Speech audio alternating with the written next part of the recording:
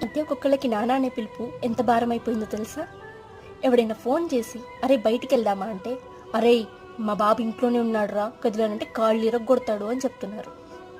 బాబు గీబు రకరకాల పేర్లు బాగానే పెడుతున్నారు, కానీ ఆ నాన్న అనే వాల్యూ మీకు ఎప్పుడు తెలుస్తుందో తెలుసా? మీ నాన్న చనిపోయాక ఒక నలుగురు మోస్తూ మధ్యలో ఆపి, అరే మీ నాన్న చెవులో నాన్న అని పిలవరా 3 సార్లు అంటారు. 2 సార్లు బాగానే పిలుస్తాడు, మూడోసారి ఇక్కడి నుండి మాట రాదు. ఇక్కడి నుండి మాత్రం బాధ తన్నుకుంటూ వస్తుంది. ఆ అర సెకండ్లో మీ జీవితం మీ కళ్ళ ముందు కనిపిస్తుంది. బట్ అదే చివరిసారి మీ నాన్న చెవిలో మీరు మాట్లాడిన మాట ఉండడం. ఇంకా మీ జీవితంలో పిలిచిన నాన్న మాత్రం రాడు. నాన్న వాల్యూ పోగొట్టుకున్న వాళ్ళకి తెలిసింది. సో ఉన్నప్పుడే జాగ్రత్తగా చూసుకోండి. ఉన్నప్పుడు ఆయన చెవిలో నాన్న అనే మాట వేయండి, స్టేటస్ల్లో ఫేస్బుక్లో కాదు. హ్యాపీ